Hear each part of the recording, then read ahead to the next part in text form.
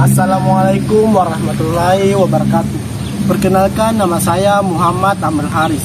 Saya perwakilan dari kelas 12 IPB 2. Saya di sini akan menceritakan satu sosok pahlawan yang berasal dari Sulawesi Barat yang bernama Ibu Agung Hadja Andi Depu.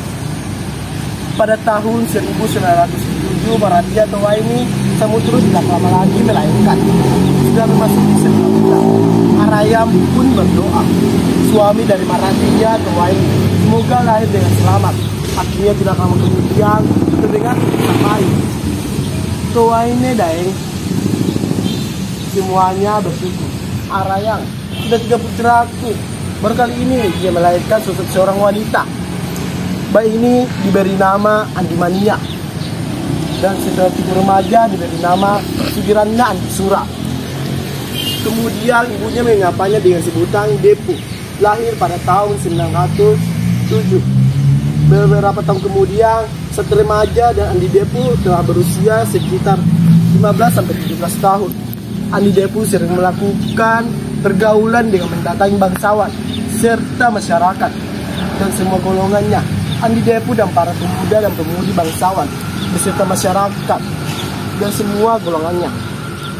Andi Depu dan para pemuda-pemudi bangsawan beserta masyarakat. 1 tahun kemudian, setelah merasa semakin mantap, mengajak semua masyarakat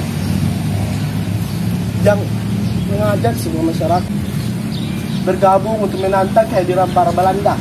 Dan disinilah Belanda mengetahui bahwa ada sosok seorang wanita yang bernama Andi Depu yang berwibawa dan pemberani sehingga menjadi incaran kolonial Belanda. Dan tak lama kemudian kolonial Hindia Belanda patroli di pasar mencari Andi Depu. Kemudian Duta Maradia Tomario datang ke kerajaan Balanipa bersama Andi Baso dengan tujuan melamar Andi Depu dan mempersunting oleh Andi Baso Pawisaeng.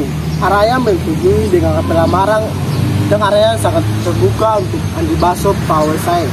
Dan Andi Baso dan Andi Depu pun menyetujui dengan lamaran. Kemudian jalanlah proses pernikahan Andi Depu dan Andi Baso Pasaewangi. Setelah berjalan, Arayam memberikan kepercayaan dan amanah kepada Andi Baso ditunjuk untuk menjabat selaku penjabat karena Arayam ingin berangkat ke tanah suci. Kemudian Andi Depu berpidato kepada pejuang dan masyarakat. Wahai saudaraku, marilah kita semua sama-sama berjuang mencapai kemerdekaan kita untuk mengusir penjajahan Belanda dari tanah air, dan sama-sama berjuang mencapai kemerdekaan kita untuk mengusir penjajahan Belanda dari tanah air dan bumi yang kita cintai. Ketahuilah bahwa kalau kita berjuang di tanah air ini untuk kemerdekaan yang akan membawa kita ke dalam neraka, maka hamba mohon wahai Tuhanku yang maha kuasa, yang maha mulia, bukakanlah nerakamu, sebab akulah yang akan duluan melompat ke dalam ke sana. Wahai semua saudaraku, inilah pencintaanku. Setelah berpidato, kemudian Ibu Andi Agung melakukan keberangkatan ke tanah suci, dan setelah kepulangan Ibu Andi Depu, maka nama lengkapnya adalah Ibu Agung Hadja Andi Depu. Pada masa kedudukan Jepang ini, Tanah Mandar, maka Andi Depu menjadi ketua perkumpulan dengan nama Bujingkai yang dilatih khusus sebagai palang merah dan dilatih dengan keterampilan tentang sosial kemiliteran. Didesakan Raja para Jepang mengangkat kaki dan meninggalkan Tanah Mandar, dan Belanda pun kembali menguasai Tanah Mandar ini. Belanda melihat Ibu Andi Depu menaiki bandi dan tentara pun mengejarnya. Di saat perjalanan, tengah masyarakat menyembunyikan Ibu Andi Depu. Kerajaan Balanipa dirapatkan ke kedua para pejuang, memantapkan semua warga perjuangan nama kebaktian rahasia Islam Muda Bandar yang disingkat Muda, dan sepakat mengangkat Ibu Andi Depu selaku untuk kepimpinan masyarakat. Munculnya Keris Muda membentuk organisasi khusus sebagai unit Keris Muda. Andi Depu berbicara dengan Baso Pawisaeng dan bertengkar akibat perbincangan Belanda, sehingga Andi Depu memutuskan untuk bercerai atau berpisah. Dan Andi Depu berpisah dan Andi Baso Pawisaeng menyadarinya sehingga dini menghindari kesalahpaham untuk tidak dituduh sebagai pengkhianat negeri. dengan tulus mengundurkan diri dan jabatannya selaku Arayam Balanipa ke-51. Agak adat mengangkat Andi Depu sebagai selaku Arayam Balanipa ke-52 dan proses pelantikan Arayam Balanipa ke-22.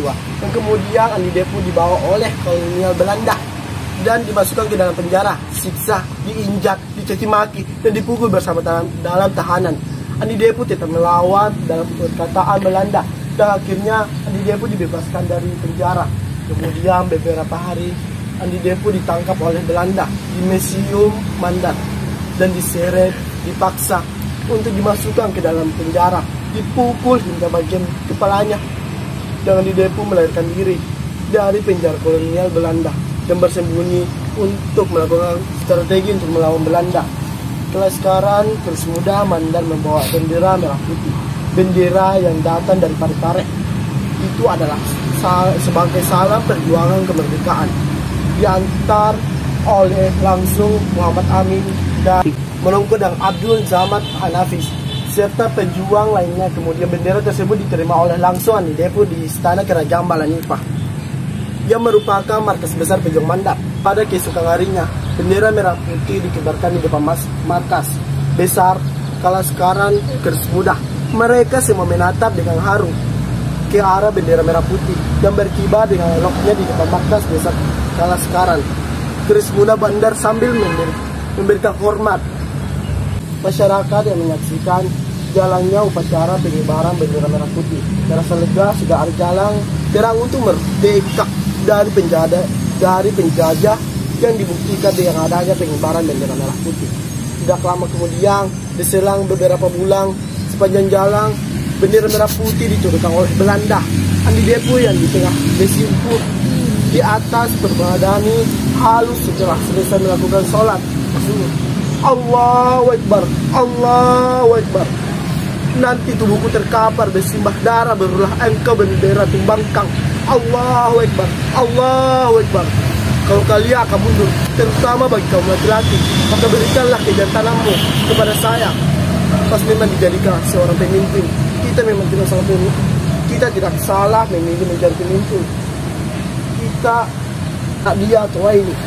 Merdeka, merdeka, wahai saudaraku sekalian yang sepaham dan sekehendak untuk mengangkat harkat akan martabat negeri, bahwa tibalah saatnya untuk tiap menanam kaki sebatas lutut terkapar di atas bumi tercinta. Jika ada yang berani dan berkeinginan mencoba mengambil tanah tumpah darah kita, hari ini mari kita secara bersama-sama menaikkan bendera kita yang berwarna merah dan putih, memberi bertanda bahwa kita betul-betul merdeka karena sudah dipromosikan oleh Soekarno-Hatta pada tanggal 17 Agustus 1945 di Jakarta. Dan janganlah kita biarkan ada orang yang mendorongkan secara paksa. Sebab itulah harga diri yang harus dipertahankan, karena kita orang Mandar lebih baik nyawa yang melayang daripada harus kehilangan harga diri. Inilah yang saya menceritakan sosok pahlawan nasional Sulawesi Barat. Sekian dan terima kasih. Wassalamualaikum warahmatullahi wabarakatuh.